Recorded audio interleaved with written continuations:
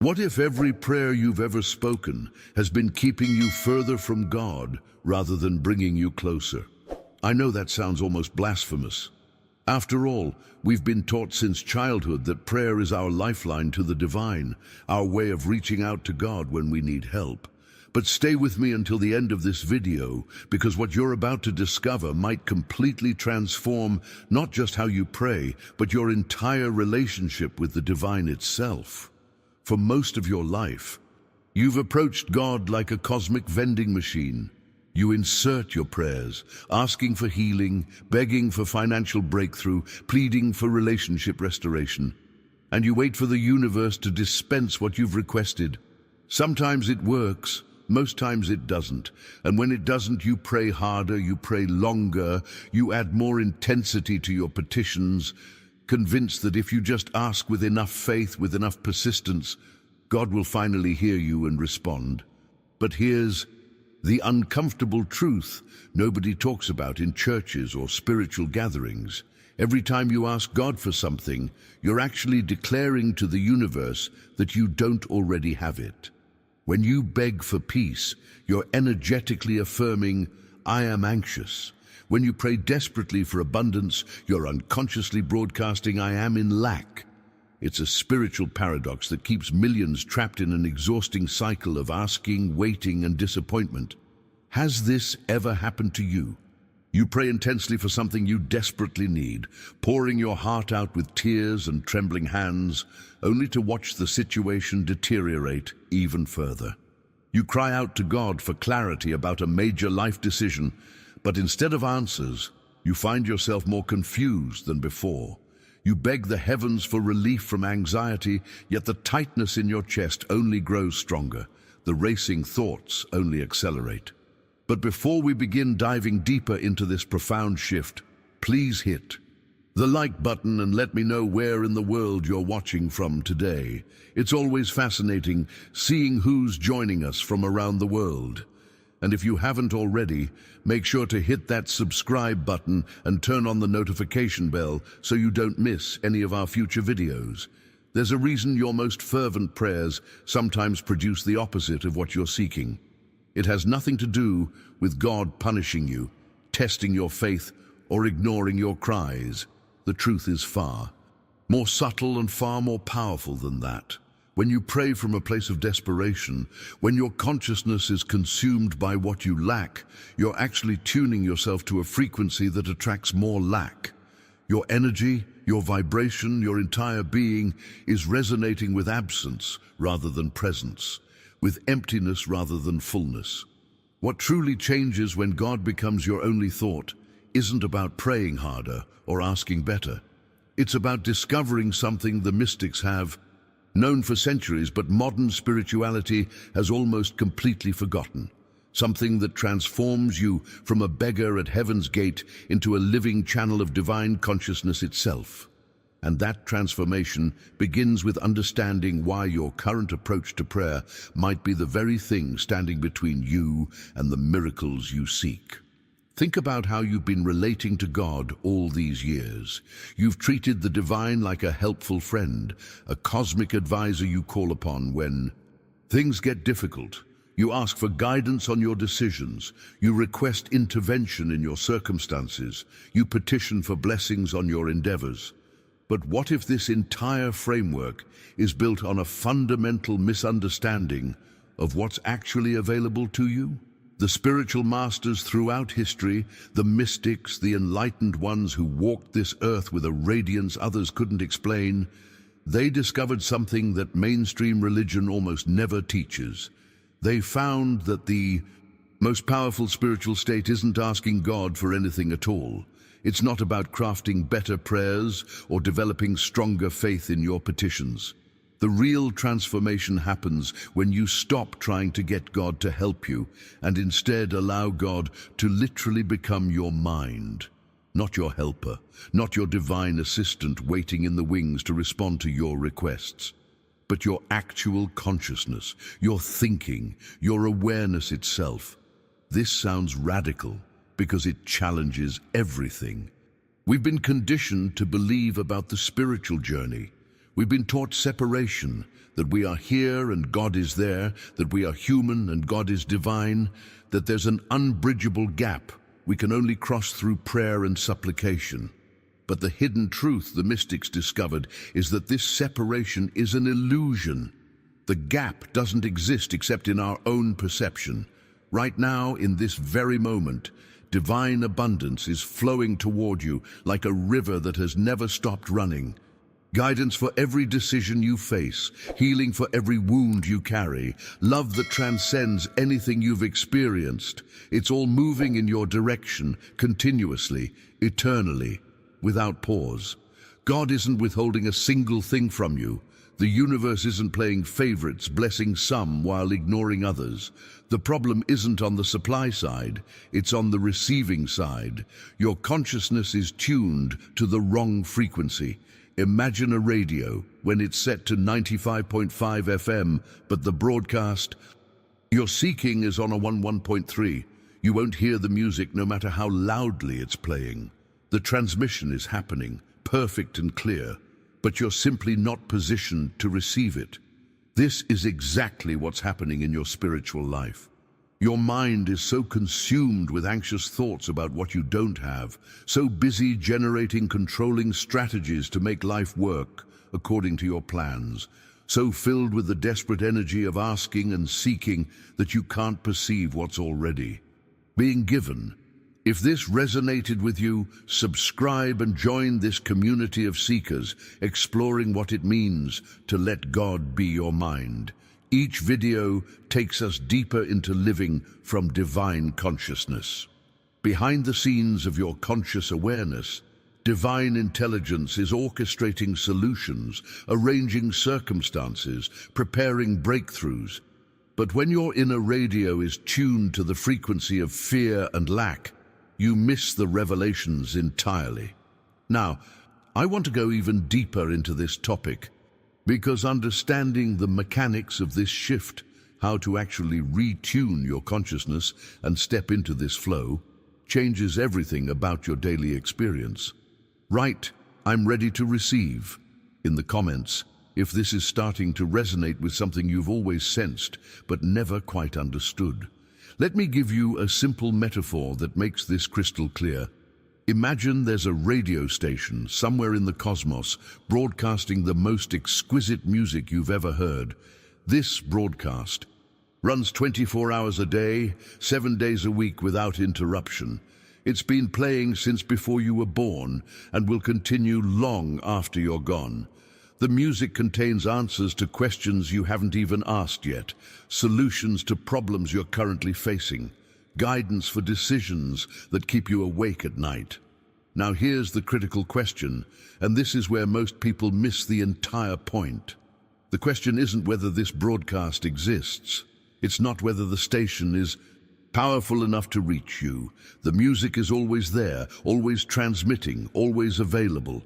The only question that matters is this: are you tuned in to receive it? When your internal radio is set to the frequency of anxiety, when the dial is turned to the station of fear and doubt, when your consciousness is locked onto the channel of control and striving, you simply cannot hear the divine transmission. It's not that God has gone silent. It's not that the universe has stopped communicating with you. The broadcast continues perfectly, clearly, powerfully, but you're positioned on the wrong frequency, listening to nothing but static while blaming heaven for not speaking. This is the hidden truth about why your prayers seem unanswered. Divine intelligence is constantly transmitting breakthroughs directly to you, insights about your career, revelations about your relationships, clarity about your purpose, solutions to your financial struggles. The transmission never stops. But when your mind is cluttered with fear-based thinking, when you're operating from that desperate energy of asking and begging, you're essentially trying to receive a clear signal through massive interference. And here's where the real impact of this understanding begins to transform your entire experience. Every time you pray from a place of desperation, something happens at an energetic level that most people never recognize. Your entire being starts vibrating at the frequency of lack.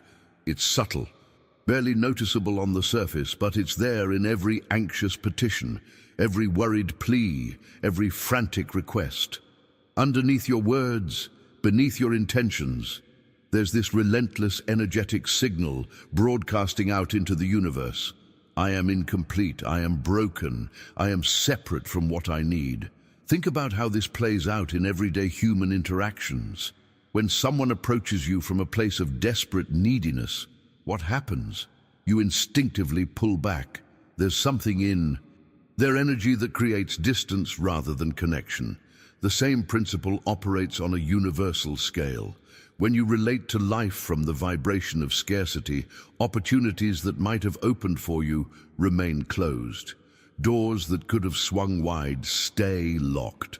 Not because you're being punished, but because the universe is responding to your energetic signature, not your spoken words. You can say all the right affirmations, recite all the perfect prayers, but if your underlying vibration is screaming, "I don't have," life will mirror that back to you with more experiences of not having. This is the journey every spiritual seeker must understand. The transformation isn't in your words, but in your frequency. Now, I want to go even deeper into this topic because recognizing the problem is only the beginning. What happens when you actually shift this vibration? When you retune your consciousness to the frequency where God's thoughts become your thoughts, changes your reality in ways you cannot yet imagine. Type shifting frequency in the comments if you're beginning to see how this pattern has been operating in your own life. So what actually happens when you make this shift?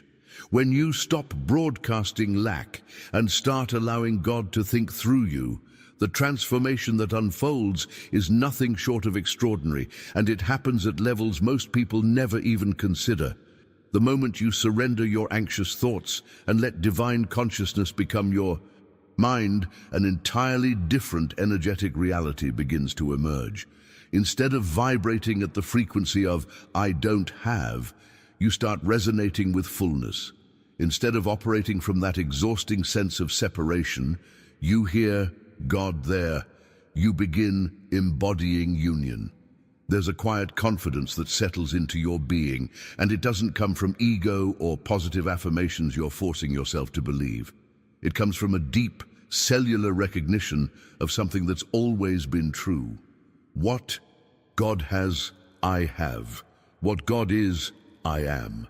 Now, I know how that sounds. It sounds arrogant, maybe even blasphemous, depending on your religious background. But this isn't arrogance at all. It's actually the most humble acknowledgement possible, because you're finally recognizing that your good doesn't come from your own clever thinking or relentless striving. It flows through you as divine expression, the same way a river flows through a channel it didn't create. And here's where this stops being abstract, spiritual philosophy, and starts showing up in your actual, tangible, everyday life.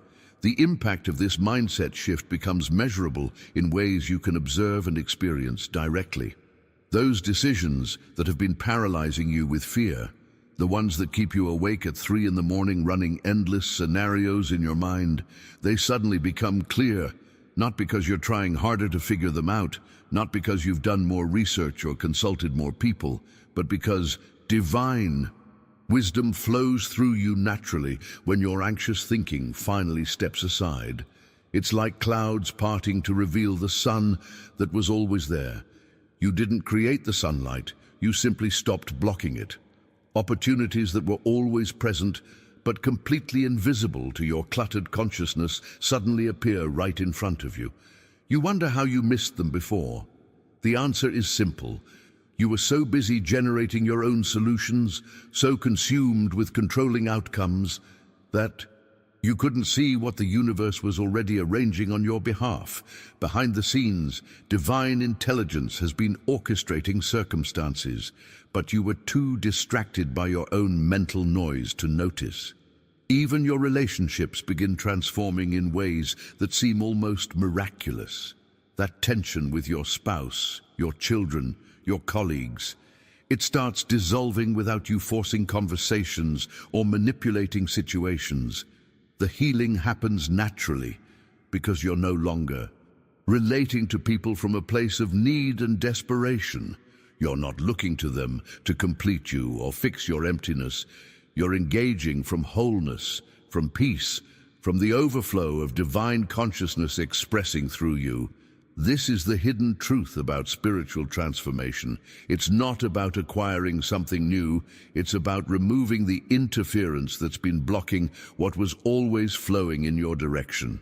Now, I want to go even deeper into this topic because understanding what happens is powerful, but learning how to actually practice this in the midst of your chaotic daily life, that's where the real revelations begin.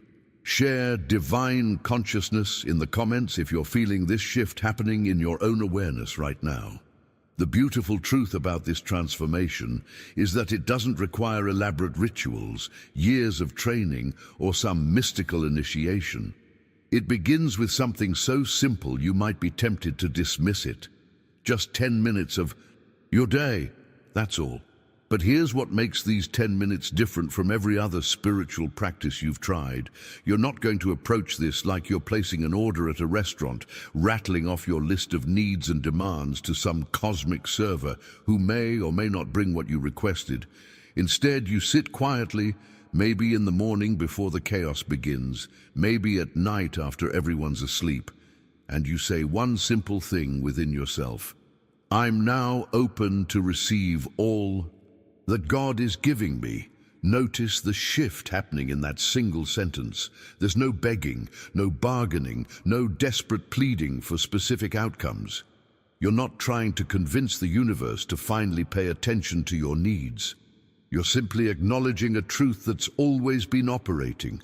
Divine supply is already flowing, and you're opening yourself to receive it. This moves you from that exhausting energy of pushing and striving to the natural flow of receiving, the way the earth receives rain without effort or anxiety. Let me tell you about Maria, because her journey illustrates exactly what happens when you make this shift in real life, with real problems that probably mirror your own. For 3 years, Maria had been praying for financial breakthrough with an intensity that bordered on violence. She would literally shake her fists at heaven, demanding answers, begging God to fix her mounting debt and dwindling bank account. Every prayer was a negotiation, a plea, a desperate attempt to get the universe to finally hear her and respond.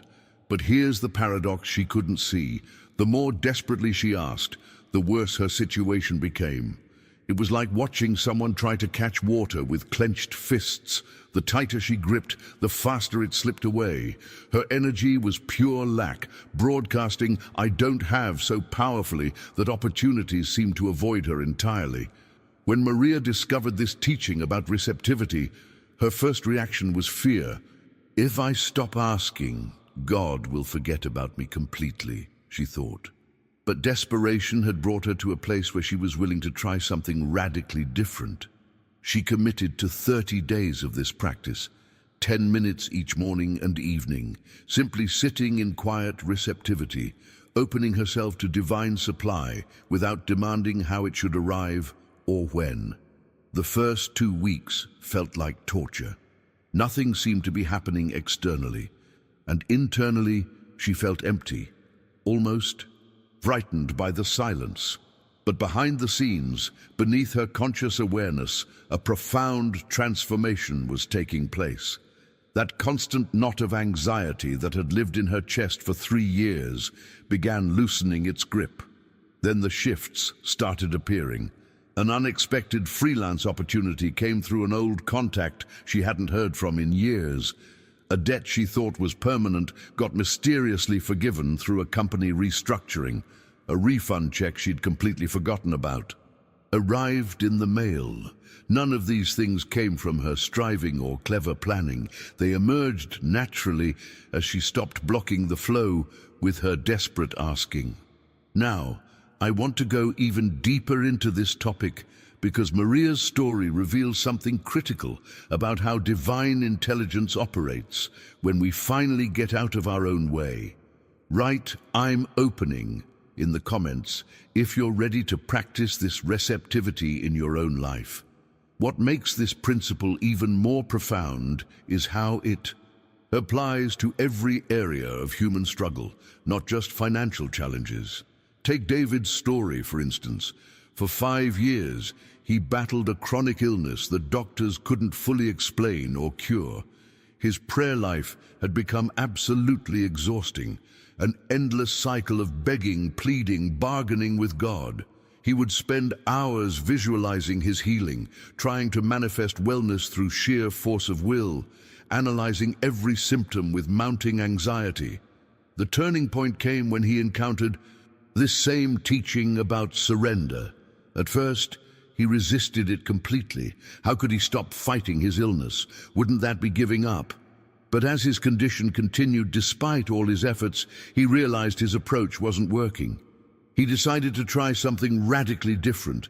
Instead of battling his symptoms with anxious mental strategies, instead of begging God to intervene and fix his broken body, David began sitting quietly each day with one simple intention: opening himself to receive the perfect health that existed as his divine inheritance. He stopped treating his condition and started treating his consciousness. He surrendered his thoughts about being sick and allowed God's thoughts about wholeness to become his reality. Within a year, something his doctors called spontaneous remission occurred. His medical tests showed significant improvement that had no logical explanation based on his treatment history. David had a different name for what happened. He called it learning to let God be his mind. But perhaps the most challenging territory for this practice is relationships, because that's where our need for control shows up most intensely. Jennifer's journey demonstrates this perfectly. For years, she had been on her knees every single night, praying the same desperate prayer. Please change my husband, make him understand me, fix our communication, transform him into the partner I need. Every prayer was focused outward, asking God to manipulate someone else, to force external circumstances to align with what she thought would make her happy. She couldn't see that this entire approach was reinforcing the very separation she was trying to heal. Her asking was broadcasting, "I am incomplete. He is wrong. We are broken." When Jennifer encountered this teaching about receptive surrender, she resisted it with everything in her. If I stop asking God to fix my marriage, it will definitely fall apart, she thought. But her current strategy clearly wasn't working, so she decided to experiment with something completely different. Instead of trying to control her husband or manipulate outcomes through desperate petitions, she began practicing something revolutionary, receiving divine love into her own consciousness. Each morning, she would sit quietly, surrendering all her judgments about what he should be doing differently, opening herself simply to receive God's love without conditions or demands. The transformation started so subtly she almost missed it. She found herself responding to him differently, less reactive when he said things that used to trigger her, more peaceful in situations that previously sparked conflict. And as she let God be her mind instead of operating from her own anxious thinking, the entire relationship dynamic began shifting naturally. Now, I want to go even deeper into this topic because what happened in Jennifer's marriage reveals something critical about how consciousness affects every relationship in your life. Put divine love in the comments if you're beginning to see how this could transform your own relationships. Here's what makes this practice truly revolutionary. You don't have to wait for those sacred 10 minutes of meditation to experience this shift in consciousness. In fact, some of the most profound transformations happen in the most mundane moments of your day. You're washing dishes, hands submerged in soapy water, mind wandering to tomorrow's meeting or yesterday's argument. Pause. Right there. Acknowledge God is here. You're stuck in traffic, frustration rising as the cars ahead refuse to move. Pause. Recognize, God is here. You're standing in line at the grocery store, mentally calculating your to-do list, already exhausted by what's ahead. Pause, notice, God is here. This isn't asking God to show up or begging for divine intervention to make the traffic disappear. It's recognizing what's already true in this exact moment. The divine presence isn't somewhere else waiting for you to summon it through elaborate prayer. It's right here, right now, in the ordinary spaces of your life. These micro moments become profound resets of your entire consciousness. Each time you pause to acknowledge the presence, you're training your awareness to surrender those controlling thoughts that usually dominate your mind and to remain in receptive mode instead. The impact accumulates over time. Where you once automatically responded to every challenge with anxiety and frantic mental calculations about how to fix things, you begin responding from a completely different place, allowing God to be your mind, trusting that divine intelligence is already working through situations in ways you can't yet see. And this brings us to perhaps the most important shift in understanding how to work with challenges when they arise. When you face difficulty, whether it's a health crisis, a financial emergency, or a relationship breakdown, the automatic human response is to identify the problem in great detail and then ask God to fix it. You focus intensely on the condition, analyzing every aspect of what's wrong, and then you petition heaven to come in and change it. This seems logical, even responsible. But there's a hidden flaw in this approach that keeps you trapped in the very condition you're trying to escape. By giving all your attention to the problem, by making it the center of your consciousness, you're actually energizing it, keeping it alive in your experience. The breakthrough comes when you realize something radical. You don't need to treat the condition at all. You treat your consciousness instead. When facing any challenge, instead of focusing on the problem and devising mental strategies to solve it, you practice something completely different. You say within yourself, I release this situation to divine intelligence. I open myself to receive God's perfect solution. I rest in the truth that infinite wisdom is already resolving this in ways I cannot see. Notice the fundamental shift happening here. You're not analyzing the problem. You're not asking for a specific outcome. You're surrendering your limited thinking about the situation entirely and allowing divine intelligence to work through it. This creates a gateway for solutions that your human mind, with all its limitations and fears, could never conceive. Now, I want to go even deeper into this topic because there's one obstacle that stops most people cold when they start practicing this way, and understanding how to navigate it changes everything. Write treating consciousness in the comments if this approach is making sense to you. The biggest obstacle that stops people when they begin practicing this way is a persistent, uncomfortable feeling that overwhelms almost everyone. The feeling that you're doing absolutely nothing. This discomfort can be so intense, so unsettling, that it drives people right back to their old patterns of asking, striving, and controlling.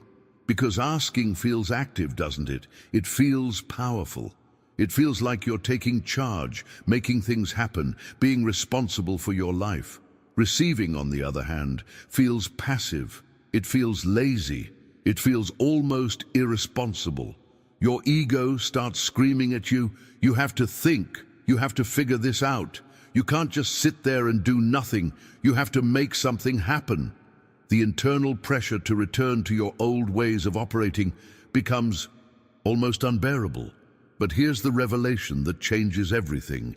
That uncomfortable feeling of doing nothing is actually a sign that you're making real progress.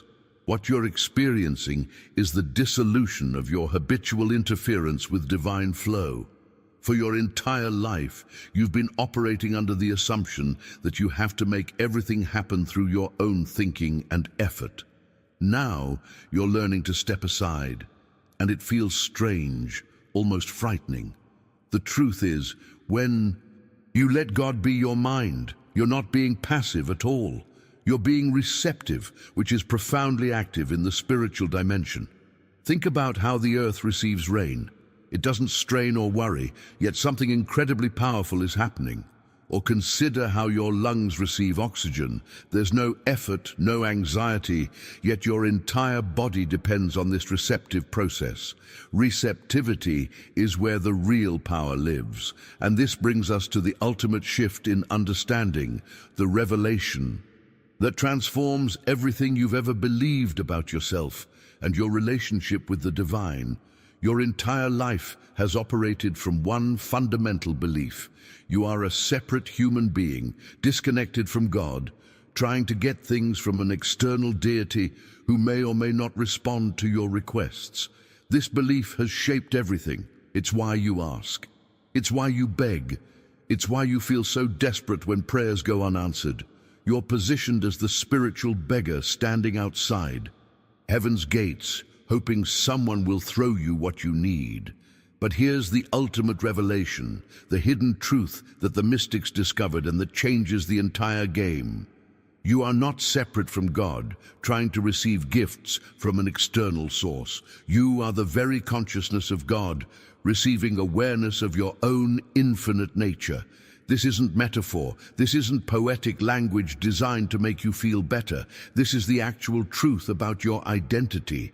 When you surrender every thought and let God be your mind, you're not getting something new that you didn't have before. You're removing the veil that has been blocking your recognition of what has always been yours. You're not becoming spiritual through effort and practice. You're recognizing the spirituality that has always been your essential nature, just covered over by layers of false identification. Now, I want to go even deeper into this topic, because understanding this intellectually is one thing, but experiencing what happens when you actually live from this awareness, that's where the real transformation occurs. Share "I am consciousness" in the comments if this truth is beginning to awaken something in you. If you've made it this far with me, I want you to know something. You're not here by accident. The fact that you've stayed through this entire exploration tells me you're genuinely ready for this shift in consciousness. You're not just casually browsing spiritual content, you're actively seeking the transformation that comes from letting God become your only thought. I create these videos because I truly believe these insights have the power to change lives, not through my words, but through the eternal truths they point toward. If this message resonated with something deep inside you, I'd love for you to join this community of seekers who are learning to move from separation consciousness to divine receptivity. Hit that subscribe button so you can continue this journey with us, because each video explores another dimension of what it means to live from divine intelligence rather than limited human thinking. And here's what would mean the world to me. Drop a comment below saying, "God is my mind," so I know you were here, that you received this message, that something shifted in you as we walked through this together. Your presence in this community matters more than you realize. If this video created a connection for you, a simple tap on the like button helps this teaching reach others who are searching for exactly what you just discovered.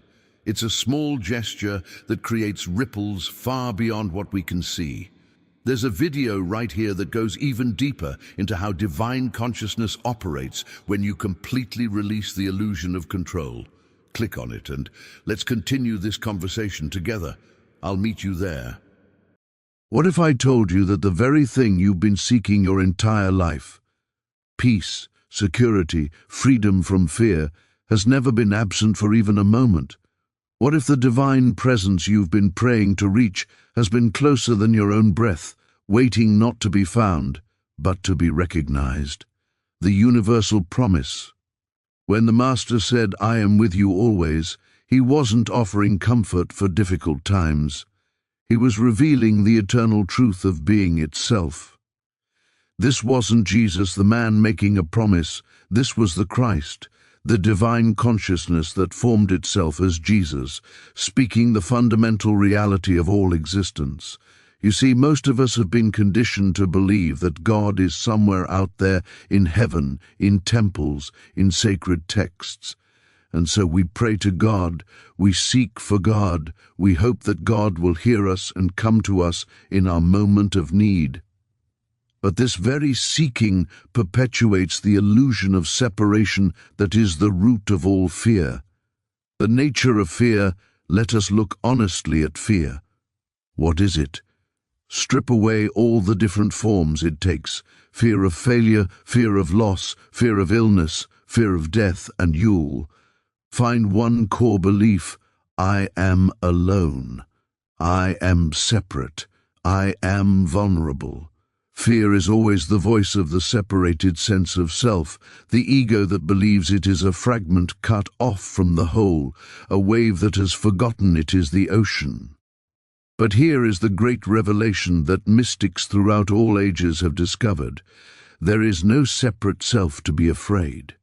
There is only one self, one infinite consciousness, one divine presence expressing itself as the many.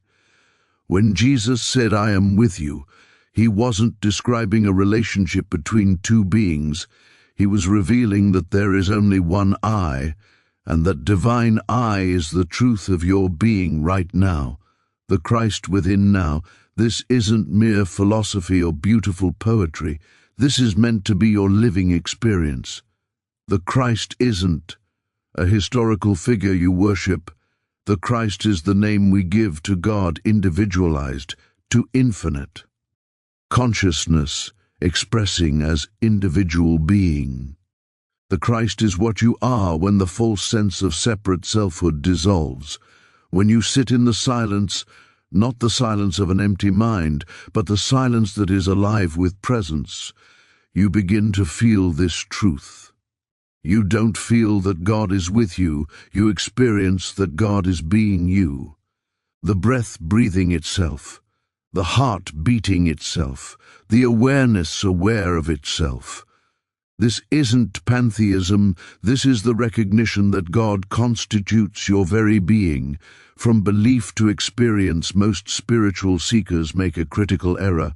They try to use truth as a tool to fix their human problems. They want God to make their businesses successful, to heal their bodies, to protect their loved ones.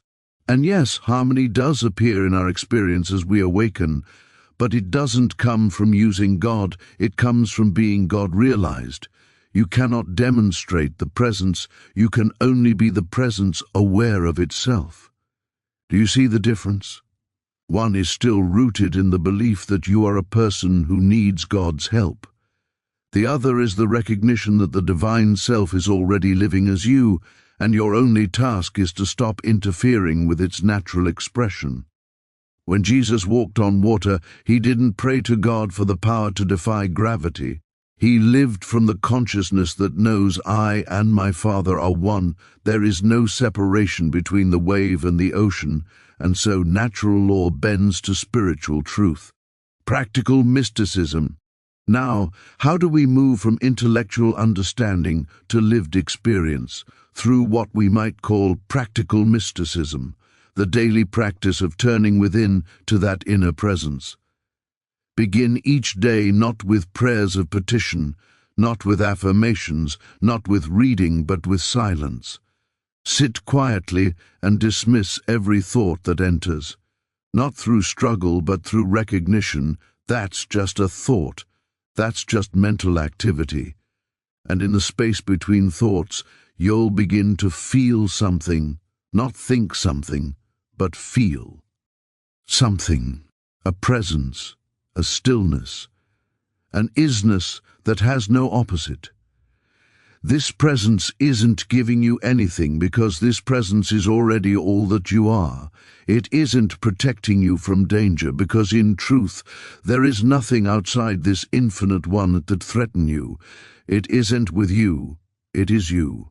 Living without fear, as this awareness deepens, something miraculous happens. Fear dissolves, not because your circumstances change, though they often do, not because you've been given promises or protection, though you begin to witness what looks like protection. Fear dissolves because the one who was afraid is seen through as an illusion. There's a beautiful paradox here. When you realize there is no separate self to protect, you discover you are protected by the very nature of being itself. When you stop trying to preserve and defend your personal sense of self, you find yourself living as the eternal self that has never been born and can never die. The practice of presence, this isn't something you achieve once and possess forever. This is a practice, a remembering, a constant return to the awareness of presence. Throughout your day, pause, stop whatever mental or physical activity you're engaged in and recognize the presence is here. The presence is here as my very consciousness. I and the Father are one. When challenges appear, and they will appear because we're living in a world that still believes in separation, don't fight them on their own level. Don't try to use spiritual truth to fix material problems. Instead, turn within to that place of presence and rest there until the problem is seen as the illusion it is. You cannot be with God and have fear at the same time. They're incompatible. Fear exists only in the belief of separation, and presence is the experience of unity. The great release, what freedom lies in this realization. You don't have to become spiritual enough. You don't have to practice long enough. You don't have to earn God's grace. You are already the very thing you've been seeking. The Christ consciousness that formed itself as Jesus is the same consciousness that is forming itself as you right now, in this moment. Your only task, if we can even call it a task, is to stop, be still, and know. Not know about God, know God. Experience the presence that is closer than breathing, nearer than hands and feet. Closing truth. So when you feel fear arising, remember these words, I am with you, not as a promise of future comfort, but as a present reality. The divine I is with you, because the divine I is you. There is nowhere you can go where this presence is not, because this presence is the very substance of your being. Do not fear. Not because nothing bad will happen. We're not making promises about human circumstances. Do not fear because you are finally awakening to what you are, the eternal, infinite, divine consciousness expressing as individual being. And that which is eternal has nothing to fear, for it has never been born and cannot die. This is the great secret the Master revealed before Abraham was, I am, not I was, I am, the eternal now. The divine presence, and this same I am is the truth of your being. Live from this recognition, and you'll find yourself living a new kind of life, not free from challenges, but free within them. Not separate from God-seeking connection, but as God made manifest, living, breathing, being the divine presence itself. The divine presence is already within. God's presence isn't something we need to acquire or earn. It is the very substance of our being, waiting only for our recognition. Fear is the illusion of separation. All fear stems from the false belief that we are alone and separate from the infinite source that sustains all life. I am with you means I am as you. Christ consciousness isn't outside ourselves watching over us. It is the true identity of our being, the divine self that animates our existence. Contemplative silence reveals truth beyond words, beliefs, and mental. Striving lies the direct experience of presence that dissolves all anxiety and limitation. living from Christhood, not seeking it. The spiritual life isn't about becoming something we're not, but recognizing what we already are and living from that realized truth. The divine presence isn't floating somewhere in a distant heaven, waiting for your prayers to reach it. It isn't standing outside your experience, observing you from afar, deciding whether to intervene in your affairs. This is the revolutionary truth that transforms everything. God is not separate from you, waiting to be contacted. God is the very consciousness by which you know you exist. Think for a moment about your awareness right now. You are aware that you're reading these words. You are aware of thoughts moving through your mind. You are aware of sensations in your body. But what is this awareness itself? This witnessing presence that observes everything, where does it come from? This is the divine presence. This is God being conscious as you. We've been taught to acquire spiritual qualities, to develop our connection with the divine, to become worthy enough to experience God's presence. But this entire paradigm is backwards. You cannot acquire what already constitutes your being. The eye cannot see itself, yet it is always present. The awareness cannot be aware of itself as an object, yet it is eternally here. In the same way, the divine presence is so intimate, so fundamental to your existence, that you've overlooked it your entire life while searching for something more dramatic, more distant, more difficult to attain. When you breathe, who is breathing? When your heart beats, who is beating it? When thoughts arise in consciousness, what is the consciousness in which they arise? This isn't poetic language. This is direct observation of reality. There is an infinite intelligence animating what you call your life, and this intelligence isn't something you possess. Rather, you are something this intelligence is doing. The great mystics didn't become holy people who finally reached God after years of effort. They simply woke up to what was always true. They recognized that the presence they had been seeking outwardly was the very substance of their innermost being, not a presence that came to them, but the presence they had always been. This recognition changes everything. You stop begging for what you already are. You stop seeking what has never been absent. You begin to live from a different center, not from the small, frightened self that feels separate and vulnerable, but from the infinite self that knows itself as the very ground of being. And this knowing isn't intellectual, it's a felt experience available to you right now in the simple recognition of the awareness that is aware of these very words.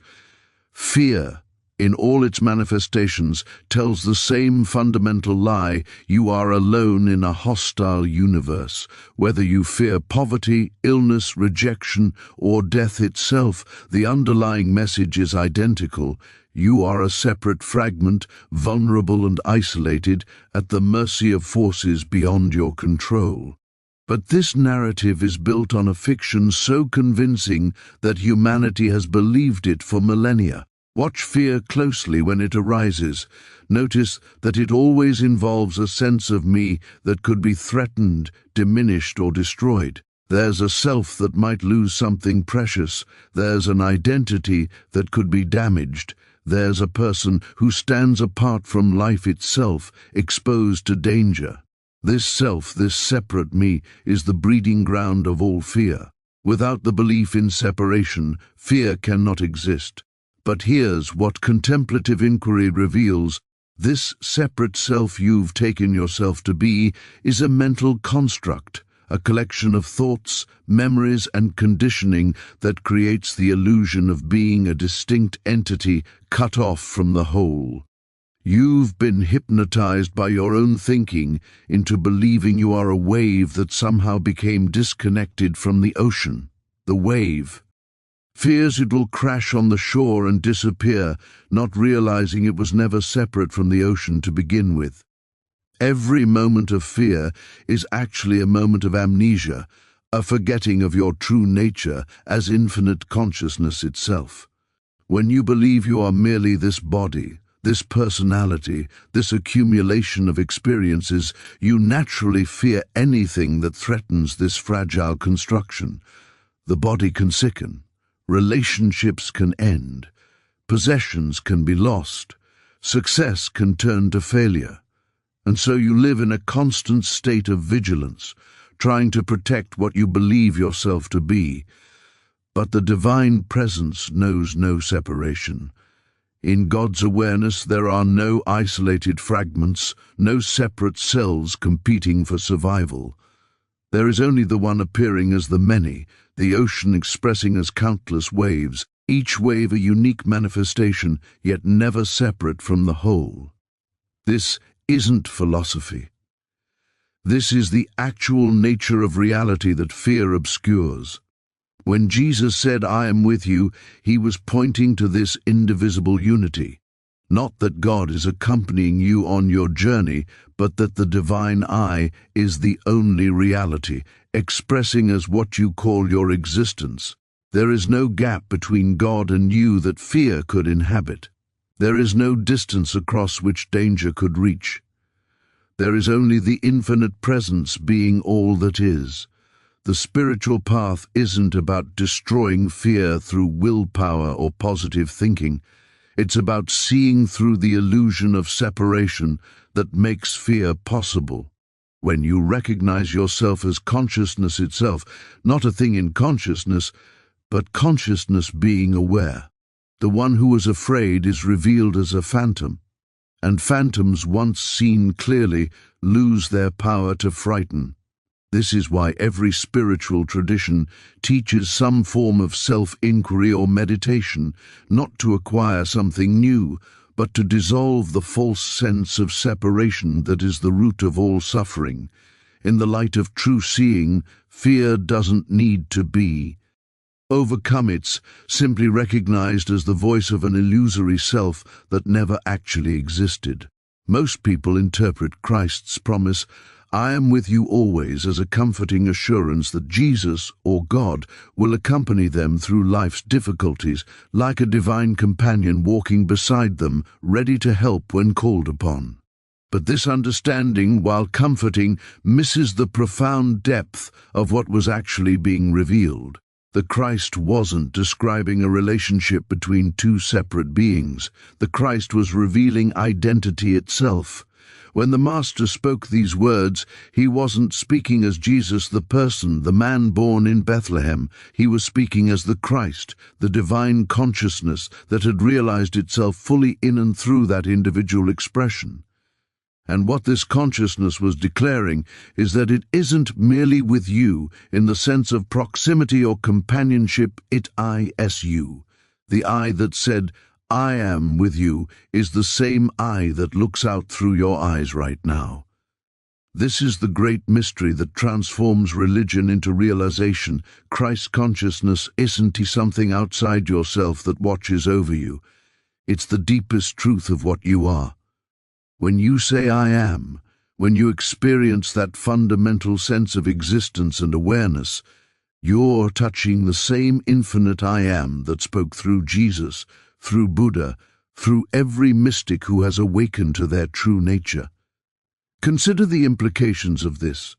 If Christ is as you, rather than merely with you, then you're not waiting for divine intervention from outside. You're not hoping that God will notice your struggles and send help. You're recognizing that the very power and presence you've been praying to is the consciousness by which you pray, the awareness in which all experience arises, the life that is living itself as what you call you.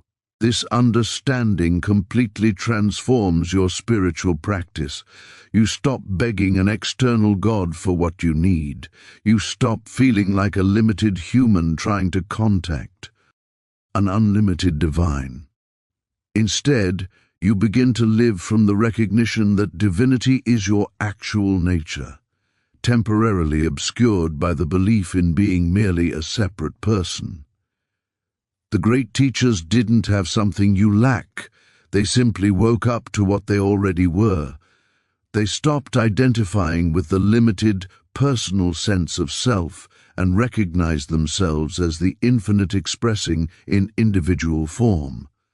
And this same recognition is available to you, not as a future attainment, but as a present reality waiting only for acknowledgement. This is why Jesus could say, "Greater works than these shall you do, and the kingdom of God is within you." He wasn't speaking to inferior beings from a superior position. He was speaking as awakened consciousness to sleeping consciousness, inviting the recognition that what appeared as Jesus Christ is the same divine presence that appears as you. When you realize that Christ is as you, everything changes. You're no longer a powerless human hoping for divine rescue. You're the divine itself, temporarily forgetting its nature, now remembering. The I that is with you always is the I that you are. There aren't two, there's only one, appearing as the infinite diversity of life while remaining forever indivisible, forever whole, forever present as the very substance of your being. Words can point to truth, but they cannot give you the direct experience of it. Books can describe the ocean, but reading about water will never make you wet. Sermons can eloquently explain the nature of divine presence, but all the explanations in the world cannot substitute for the moment when you actually feel that presence alive within you. This is why every authentic spiritual tradition, beneath all its outer forms and rituals, teaches some practice of entering the silence. But understand what this silence truly is. It isn't merely the absence of noise or the quieting of mental chatter, though these may accompany it. The silence we speak of is capital S, silence A. Living, conscious stillness that exists prior to all thought, all emotion, all perception. It's the background against which all experience appears, the canvas upon which life paints itself, the space in which all form arises and dissolves. When you sit in contemplative silence, you're not trying to achieve anything or become anything. You're not attempting to contact God or manufacture spiritual experiences. You're simply releasing your grip on all mental activity and allowing yourself to rest in what already is. You dismiss thoughts, not violently, not through struggle, but through gentle recognition. This is just thinking. This is just mental noise. And in that dismissal, in that release, something extraordinary reveals itself. At first you might experience it as peace, as a subtle sense of relief from the constant mental commentary that usually dominates consciousness. But as you deepen into this practice, as you return again and again to the silence, something more profound emerges. You begin to sense a presence that isn't created by your meditation, but simply becomes obvious when mental activity subsides. It's as if the noise of thinking had been drowning out a symphony that was playing all along. This presence has qualities that cannot be adequately described, but can only be known through direct experience. It feels substantial yet formless. It's deeply personal yet infinite. It's utterly still yet vibrantly alive. And most importantly, it doesn't feel like something separate from you that you're observing. It feels like what you actually are when the false sense of separate selfhood temporarily dissolves. In this silence, the questions that tormented you lose their power. The fears that seemed so real are seen as shadows cast by thought. The sense of being alone and vulnerable evaporates because in this depth of silence there is no separate you to be alone. There's only the infinite presence being aware of itself. This isn't mystical imagination or self-hypnosis. This is direct perception of reality as it actually is, unfiltered by the conceptual mind. Every great mystic throughout history has pointed to this same experience, described it with different words from different traditions, but always indicating the same living truth. Beyond thought lies the direct experience of the divine. You cannot think your way to God. You cannot reason your way into presence, but you can be still, release all mental striving, and allow the truth that has always been present to reveal itself. In the silence, the words, "I am with you," stop being a concept and become a lived reality that transforms everything. The greatest obstacle to spiritual awakening isn't sin or unworthiness. It's the belief that you need to become something you're not. For years, perhaps decades, you've been trying to reach God, to attain Christ consciousness, to achieve enlightenment, as if these were distant destinations requiring endless struggle and sacrifice. But this entire approach perpetuates the very illusion that causes all suffering, the belief that you are currently something less than divine, something separate from God that must bridge an impossible gap. This seeking mentality keeps you locked in spiritual infancy.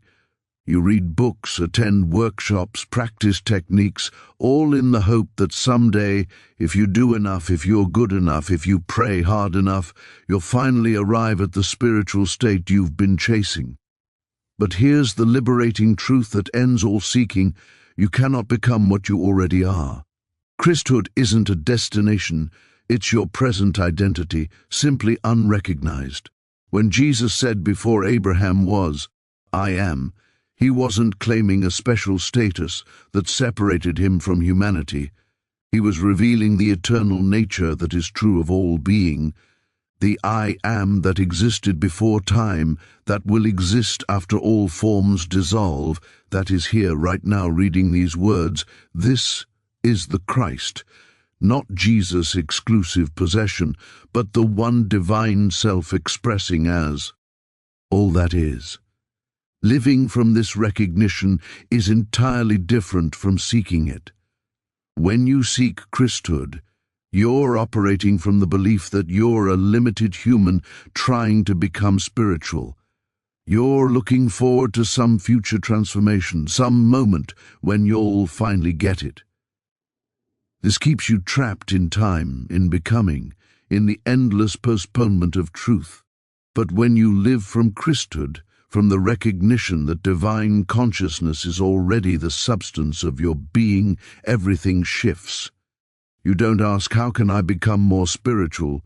You ask, "How can I stop pretending to be less than I am?" You don't try to acquire divine qualities. You allow the divinity that already constitutes your being to express itself naturally. This isn't arrogance or spiritual bypassing. It's the difference between a wave trying to become the ocean and a wave recognizing it has always been the ocean, appearing in wave form. The wave doesn't need to transform itself into ocean substance. It needs to recognize what it already is.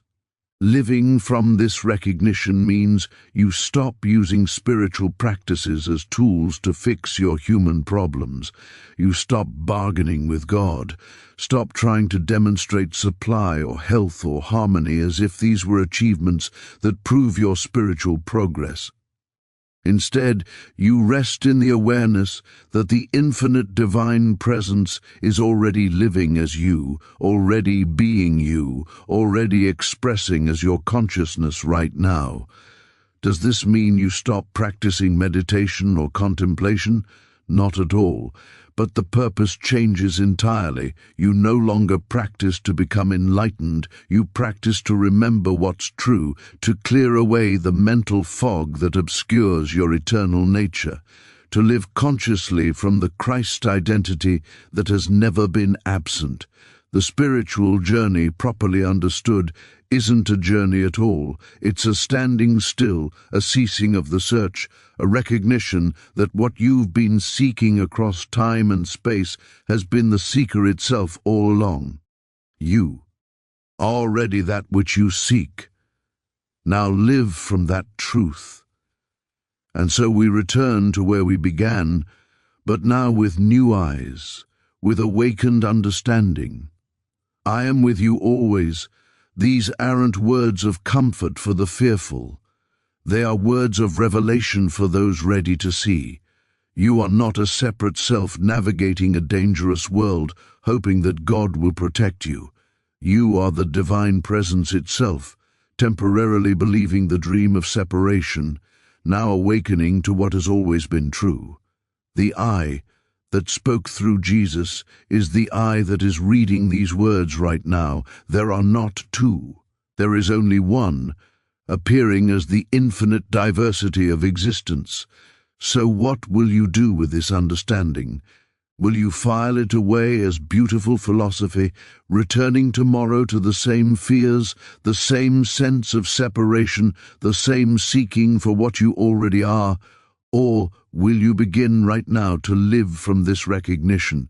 Each morning when you awaken, before the world rushes in with its demands and distractions, sit in the silence, not to become spiritual, but to remember what you are, not to contact God, but to recognize that God is the consciousness by which you are aware.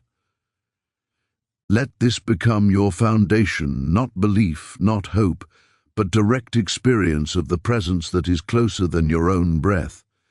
And when fear arises, as it will, for you are still living in a world that believes in separation, don't fight it with willpower or positive affirmations. Simply return to the truth. I and my Father are one. The presence is here. The presence is here as me, not as words to repeat, but as reality to recognize. This is practical mysticism. This is the secret of living without fear. Not because your circumstances will always be pleasant, we make no such promises, but because you'll finally know who and what you are, the eternal, infinite, divine consciousness expressing in individual form, and that which is eternal has nothing to fear, for it was never born and cannot die. The Master's promise wasn't that he would be with you. The promise was that the I am that he knew himself to be is the same I am that you are. One infinite presence, one divine self, appearing as the many while remaining forever one. Go now and live from this truth. Not perfectly, perfection isn't required, but consciously remembering again and again, I am the presence. The presence is expressing as me. And in this recognition, all fear dissolves like darkness before the light. Thank you. Imagine for a moment that every battle you've been fighting, every struggle with lack, with fear, with illness, with discord, has been nothing more than shadow boxing. You've been exhausting yourself against phantoms while the real power, the Christ presence, has been standing by, waiting for you to step aside and say, not by my might, but by thy Spirit. What if I told you that your greatest spiritual breakthrough comes not from fighting harder, but from fighting less? Jesus said, take heart, your battle is mine. There comes a moment in every spiritual journey when we must face a profound truth that shakes the very foundation of how we've been living. We have been taught to struggle, to overcome, to demonstrate our faith through effort and persistence. But what if the entire premise has been backwards? Jesus said, take heart, for I have overcome the world. Not I will help you overcome, not together we shall overcome, but I have overcome. Past tense, already accomplished. The victory exists before you ever perceived the battle. This is the great revelation that transforms everything, the nature of true spiritual warfare. You see, most of us come to the spiritual path still carrying the weapons of the material world. We think we must fight lack with affirmations of abundance. We think we must battle disease with declarations of health. We think we must overcome fear through mental exercises of courage, but this is still engaging with the problem on its own terms. This is still accepting the reality of the condition and then trying to change it. And herein lies our difficulty. The Christ message is not that you must overcome these conditions. The Christ message is that these conditions have no reality in the kingdom of God. They exist only in the dream of material sense, in the illusion of separation from the divine source. When Jesus said, "Your battle is mine," he was revealing something extraordinary. He was not saying, "I will help you in your battle." He was saying the battle itself belongs to a realm of consciousness where the Christ operates, not where you, as a human being, must struggle. The practice of non-resistance. Now, this requires a complete reversal of our habitual thinking. We have been conditioned to believe that we must do something about every problem. If we're sick, we must seek healing. If we're poor, we must create prosperity. If we're troubled, we must find peace. But watch what happens in the consciousness of the mystic. The mystic does not fight the disease. The mystic realizes health is already established in divine consciousness. The mystic does not struggle for supply. The mystic rests in the awareness of infinite abundance already present. This is not positive thinking. This is spiritual discernment. Jesus demonstrated this perfectly when he stood before Pilate. He did not defend himself. He did not argue. He did not resist. Why? Because he was living from a dimension of consciousness where the accusations had no power, where the threats had no substance, where even death itself was revealed as an illusion. Becoming transparent to truth, the illusion of personal battling, understanding that our struggles exist only in the realm of human perception, not in spiritual reality, the impersonal nature of divine power. Recognizing that God's work is not dependent on our effort, but flows through our receptivity, resting in the presence. The practice of stillness as the gateway to allowing Christ to fight our battles beyond demonstrations to realization. Moving from seeking outcomes to dwelling in the consciousness of truth, living as transparency. Becoming channels through which divine grace operates without personal interference. When we look honestly at our spiritual lives, most of us discover we have been engaged in an exhausting enterprise of trying to overcome conditions through personal effort. We wake each morning and survey the landscape of our existence, our health, our finances, our relationships, our state of and immediately we begin the work of improvement, of correction, of demonstration. We affirm truth, we deny error, we visualize outcomes, we declare our divine inheritance. And yet the struggles continue. The battles seem endless. Why? Because we have accepted the fundamental premise that these conditions are real and must be fought against. This is the great illusion that keeps us bound to the wheel of human effort. We believe the lack is real, so we must demonstrate abundance. We believe the disease is real, so we must demonstrate healing. We believe the discord is real, so we must demonstrate harmony. But in accepting the reality of these conditions, we have already lost the spiritual battle.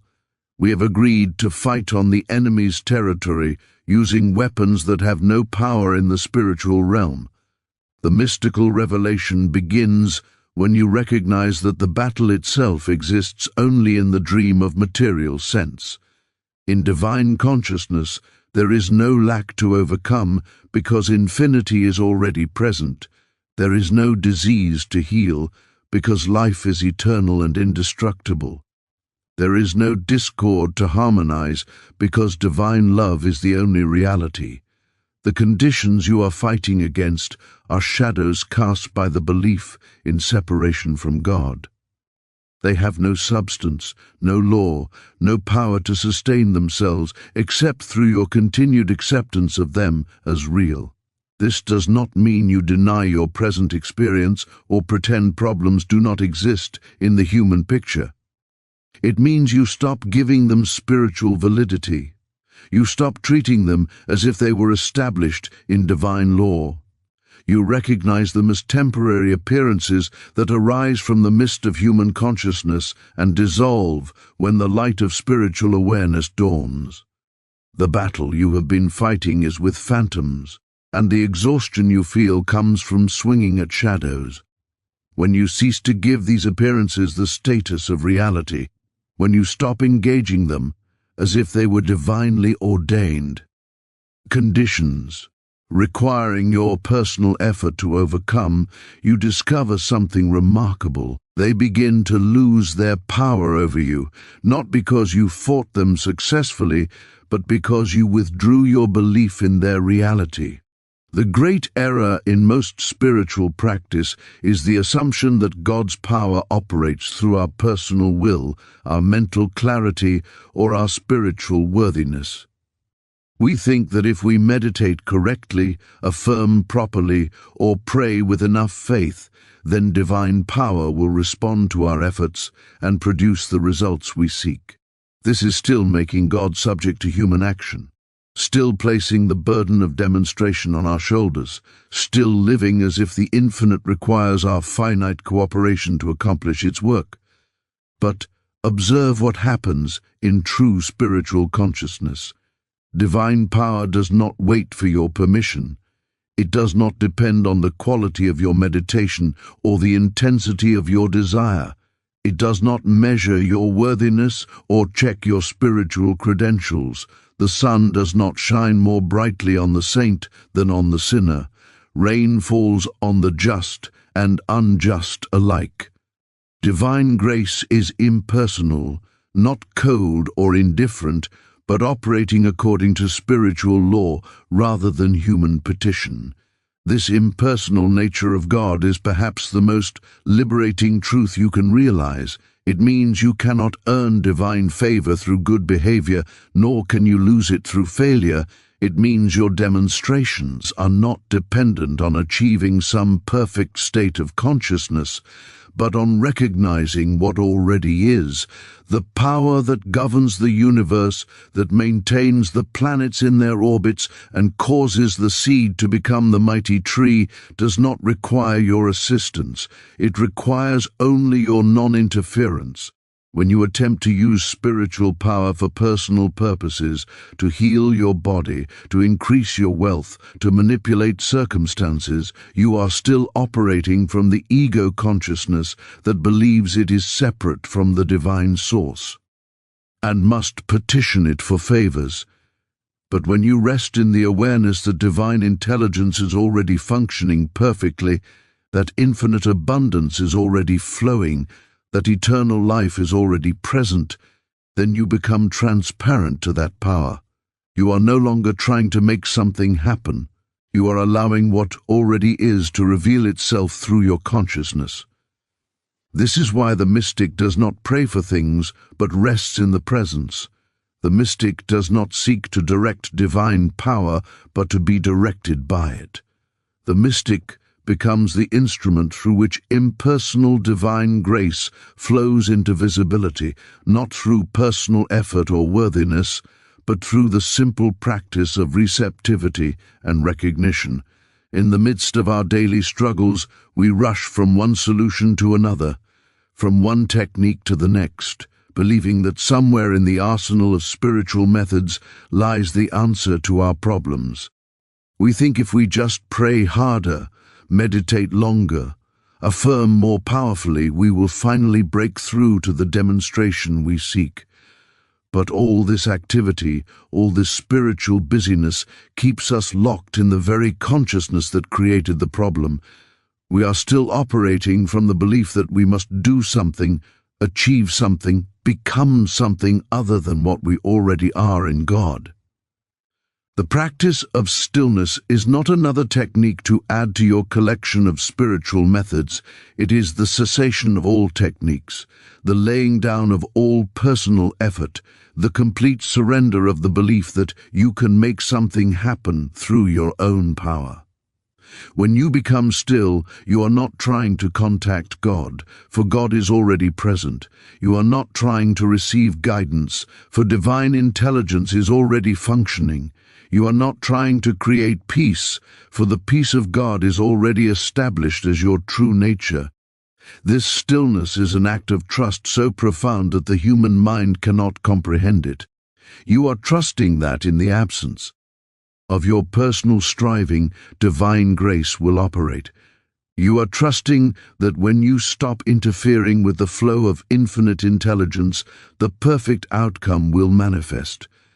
You are trusting that the same power that breathes your body, beats your heart, and maintains the entire universe in perfect order, can also handle whatever situation appears before you. In this silence, something extraordinary happens. The Christ consciousness, which has been obscured by the noise of personal sense, begins to emerge, not as something you have created or achieved, but as what has always been present beneath the surface turbulence of human thought. This Christ presence does not fight your battles. It reveals that the battles themselves are illusions arising from the dream of separation. In stillness, you discover that the healing you sought was already accomplished, the supply you needed was already present, the peace you desired was already established. The work is not to create these things, but to be still enough to perceive what divine consciousness has already made eternally available. Most students of spiritual truth remain trapped in the consciousness of seeking demonstrations. They want to demonstrate health, demonstrate supply, demonstrate harmony in their relationships. They measure their spiritual progress by the visible results they can produce in the outer world. If the demonstration appears, they feel they have succeeded. If it does not, they believe they have failed or that they need more understanding, better technique, stronger faith. But this entire approach keeps them bound to the world of effects, forever chasing outcomes, forever judging their spiritual life by material conditions. The mystic discovers something far more profound than demonstration. The mystic discovers realization. What is the difference?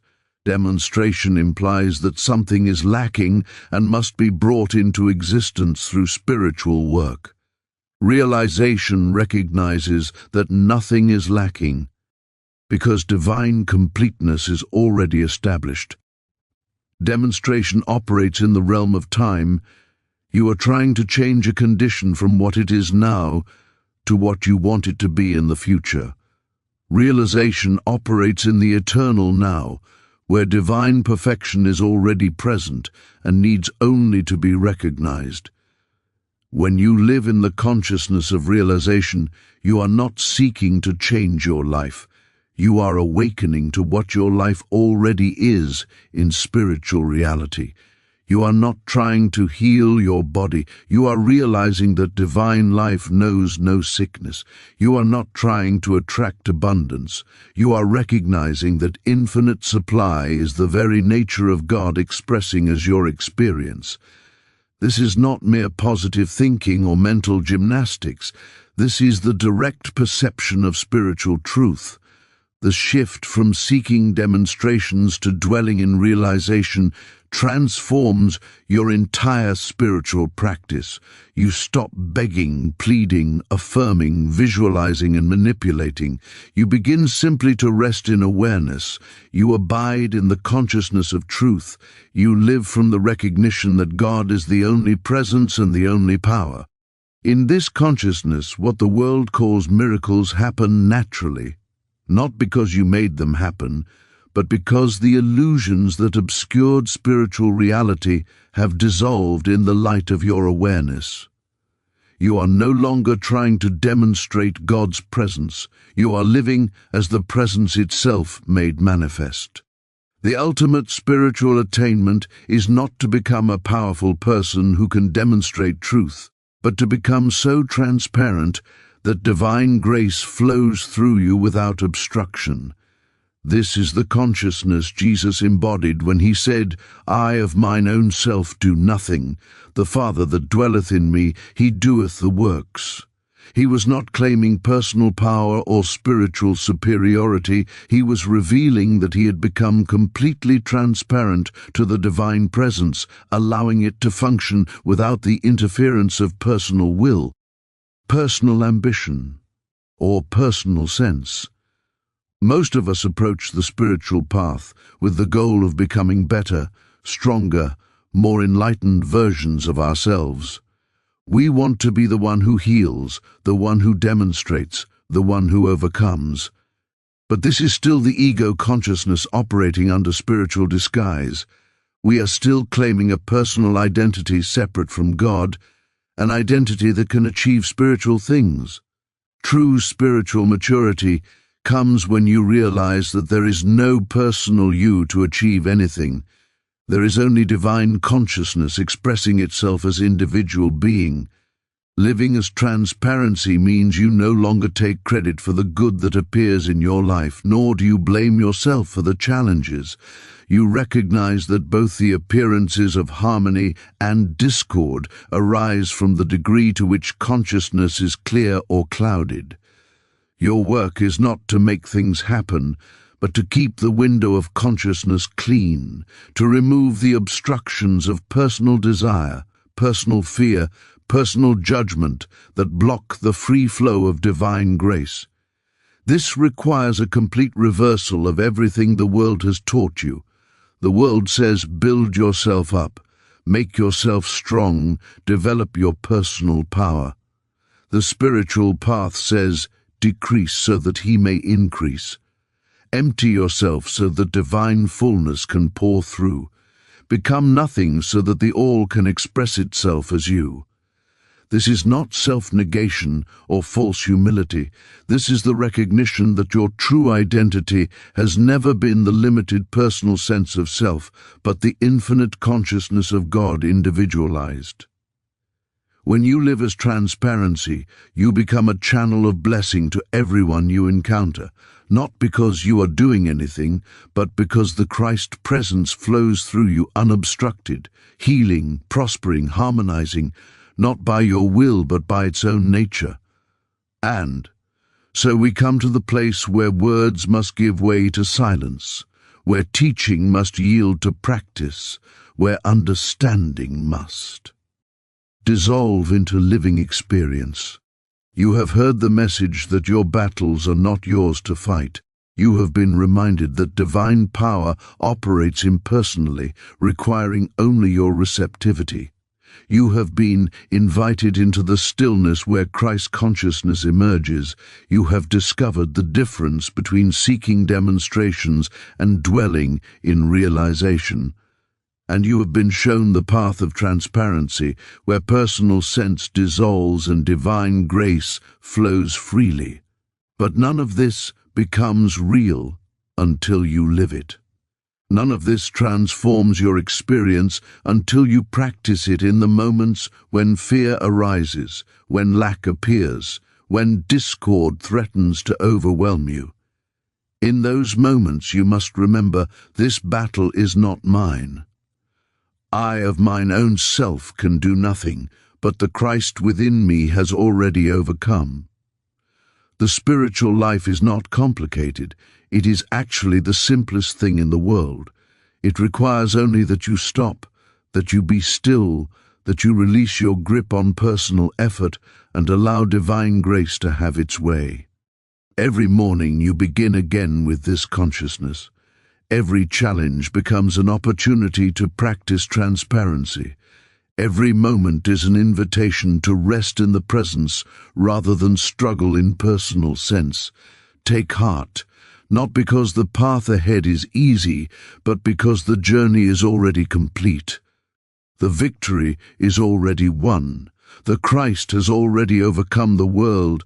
All that remains is for you to awaken to this truth, to live from this consciousness, to become so transparent that the world looking at you sees not you at all, but the very presence of God made visible. This is your spiritual destiny. This is your divine inheritance. This is the truth that sets you free.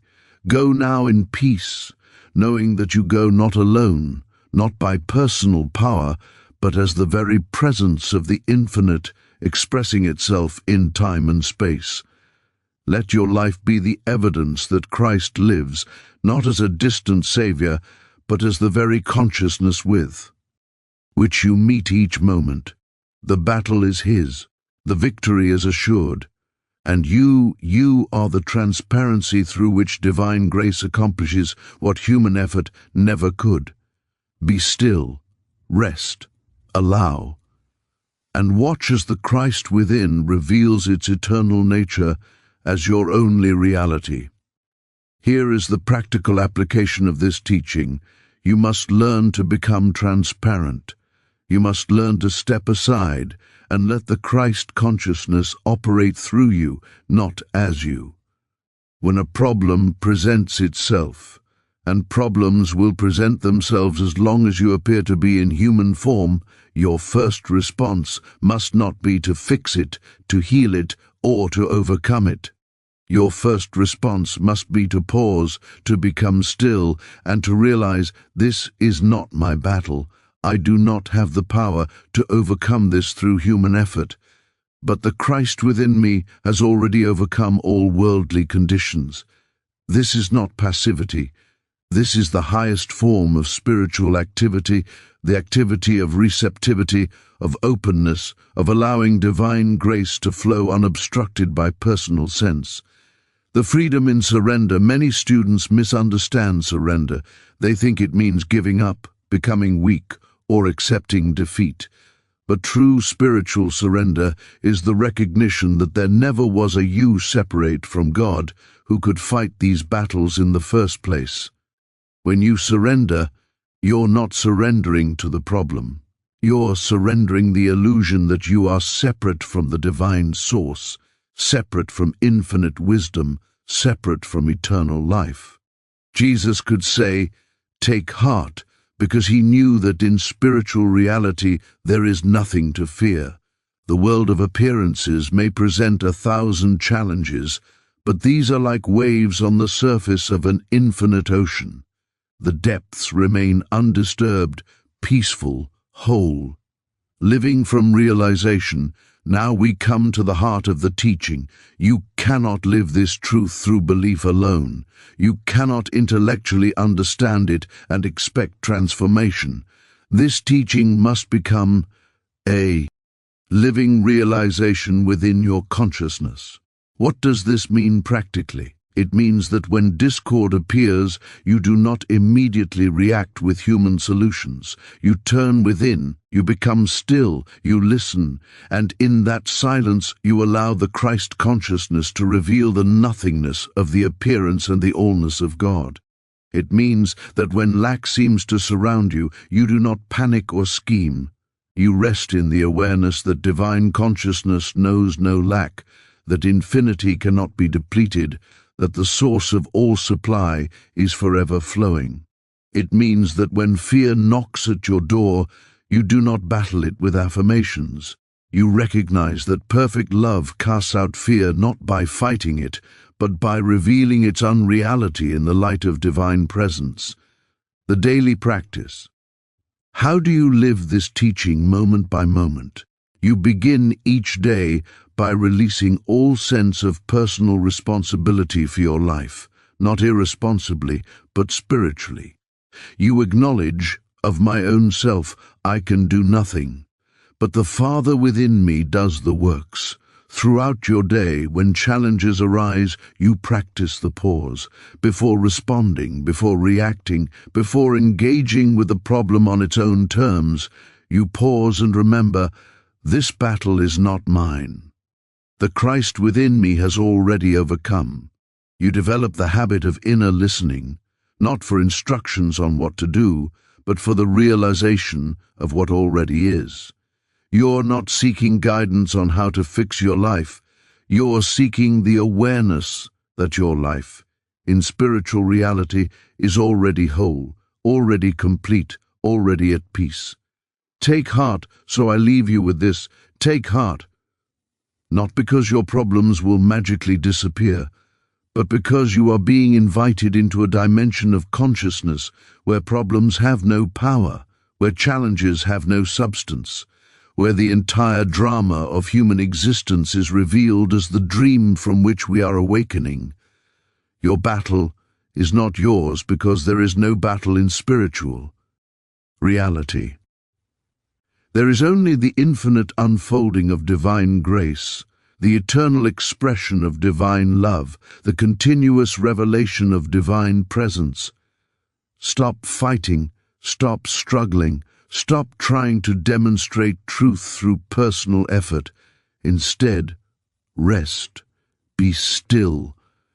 Become transparent to the Christ consciousness that already is your true identity. The victory is already won. The battle is already over. All that remains is for you to awaken to this reality and live from it. This is the promise. This is the truth. This is the way of the mystical Christ. Take heart, for I have overcome the world. In stillness we discover what effort could never achieve. In surrender we find what struggle could never win. In transparency we become what we have always been, the very presence of God made manifest.